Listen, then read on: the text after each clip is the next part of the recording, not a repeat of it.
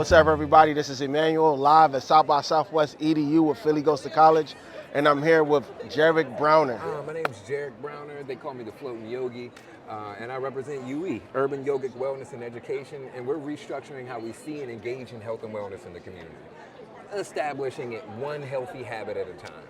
Jarrick, I was in the session, you did the handstand, and it was, I told you I was shook when he was like, we gotta do it too. But fast forward, talk to us, let people know what you were doing here at South by Southwest EDU, and just give a little quick plug about your session that you had earlier. A quick little plug, as I mentioned, UE is about creating healthy habits one at a time, something for the mind, something for the body, and something for our energies. And that's exactly what we're doing. Just palatable daily routines that we can implement to create a better state of well-being so our body's in a better place. We feel more comfortable in, the mind's less foggy, we have a lot more clear sight, and our energy is there to power exactly what it is we're trying to manifest and bring into this world. We're trying to create those healthy habits, share them with other people, and maybe even tailor them to what works for you. Maybe yours is 1 minute right before you brush your teeth, just sitting and meditating, or sitting in focus, instead of calling it a meditation. Maybe it's going for a run. Maybe it's dancing. What speaks to you? Let's find the movement. Let's find something for your mind, and let's find something for our energies. Talk to us about the impact of integrating these practices into making it effective and enhance the well-being of Black male educators, and also the impact that's going to have on their students. I mean, it's as simple as I mentioned, maybe we start with 1 minute a day before you brush your teeth. Make it close your eyes, just in front of the mirror. Count to 60. After 60, all right, start brushing your teeth. When you build that up and it's a daily routine, start to add minutes. Maybe it's 2 minutes. That little bit of space, we're creating like a pocket of peace in the madness of the world around us. And it allows us to then become familiar with how to create it, so then in different chaotic environments we're able to pull that out of us and then rest in there when everything's swirling around and going crazy. So when, let's say, a kid who's rattled, it doesn't rattle us. We can pull them into our peace instead of going into their chaos. I want to riff on that a little bit. Yeah. So, part of our audience, we definitely speaking to students. I like to say, we talk to the starting lineup of the college going experience. Okay. Can you just drop some wisdom, some gems to the educators out there, the parents out there that are struggling to help their student or their child calm down a little bit, especially given the anxiety around going to college and FAFSA and everything like that? Yeah. Applying for aid, it's so many different levels for that. Like, what am I going to do with my future? Is this my only goal? Even the deterrent of, am I going to be able to pivot? For me, I feel as though the yoga is impactful because it allows me to come from a place of contentment. So I'm not coming from a place of, I'm doing this out of need or out of, I have to do this, someone's telling me. I know where the energy's coming from. I know where the motivation to do it is coming from, so I can be a little bit more authentic with my actions and honest with myself. Is this something that I want to do, or is it something that someone else is telling me I need to do? And thank you for that. The idea versus someone telling them what they need to do is because kids are no, leave me alone. I got it. I want to hone in on that a little bit, and just ask you, with our platform, we aim to support students in their educational pursuits, right? We like to say inspiration and information. For you, what's your perspective on how educators, particularly Black male educators, can serve as role models in promoting holistic well-being, and how does this influence students in academics, personal development? It's as simple as this. There's so many ways that we do, but the biggest and most upfront, it's not many people that look like us in the space. So we're always loud, regardless of how quiet we are. So us coming in with a calm mind, us coming in with a steady heart, us coming in intentionally trying to connect with these kids to help get them to the next level, that's what's needed. And it's as simple as finding a short way to connect with them. Maybe it is something through a trauma bond, finding something that's tricky with you and tricky with them, and it's a way to relate.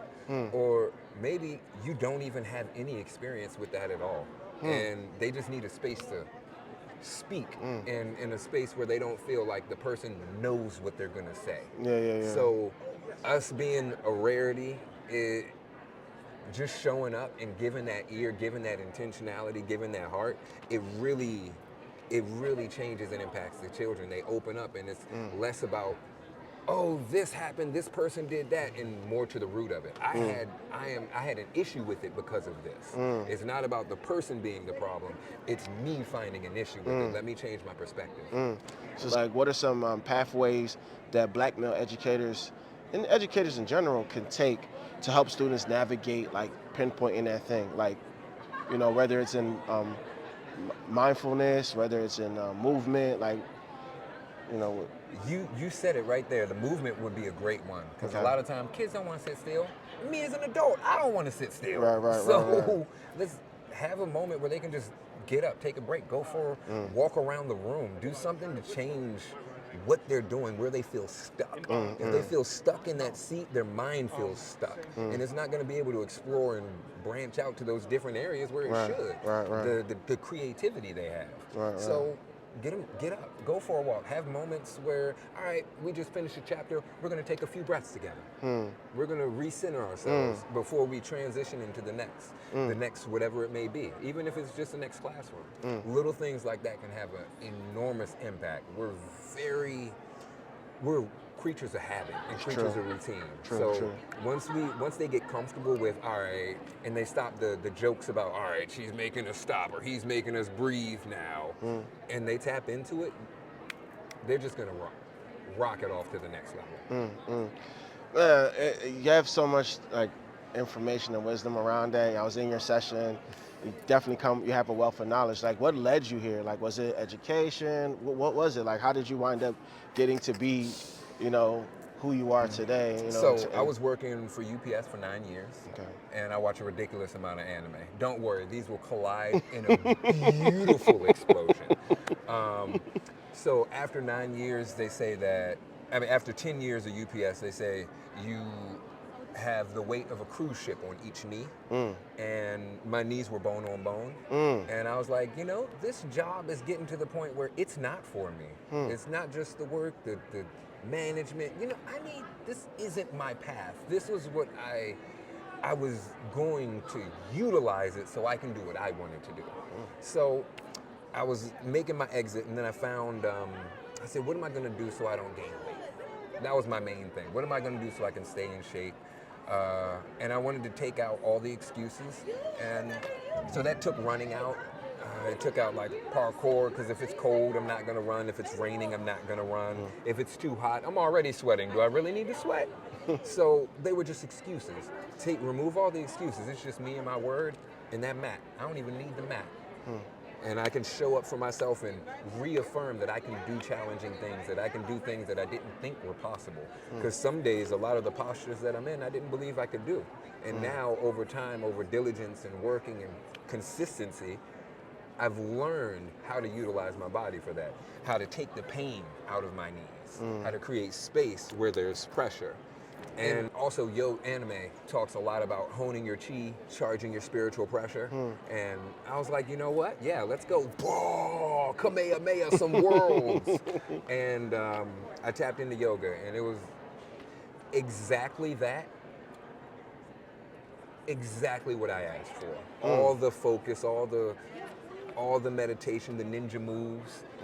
Didn't know it was going to hit the way that it hit, but it's fantastic, and it's so many more uses of it than just Kamehameha and blowing up worlds. Yeah.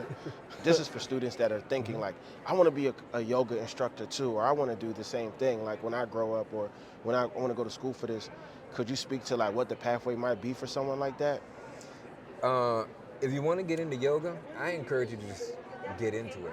I practice Ashtanga. It's a set sequence, and it has a system to it. I encourage you to practice a yoga that has a system. There's Ashtanga, there's Dharma. Those are the main two that I'd encourage. And you can get a 200-hour certification. That's the first way in the door. It does come with some anatomy training. It also does come with some professional development training. The 300 hours a little bit more in depth, and we also offer 300-hour mentorship.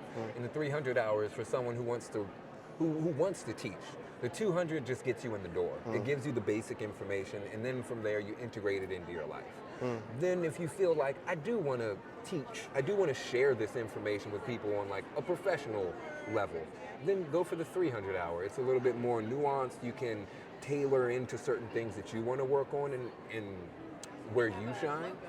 So the 300 hour is also a one-on-one mentorship with group projects here and there. But it's one-on-one, so you can learn, you can get the hands-on assist, understand the big picture of why assists are a thing and how they work, and the different types of them as well.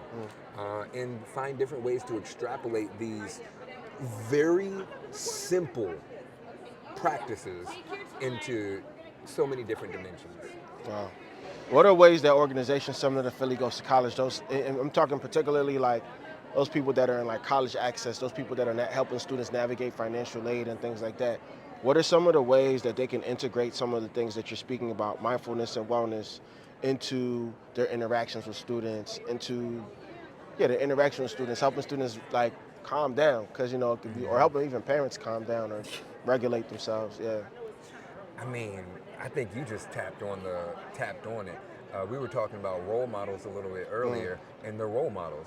They're parents, they're teachers. When they can see those people that are main figures in their life exhibiting the mental clarity, exhibiting the turn the other cheek, exhibiting these things, the impact is, I couldn't even tell you how far it can go or who it can reach. So the idea is just to put it into practice as a practitioner anyway. Put it into You're a practice. practitioner, sorry to use all the alliteration, but yeah, put that thing into practice. Come on, yeah. All right, that makes sense. Well, Jarrick, thank you so much, man. Really appreciate the time you spent with us today.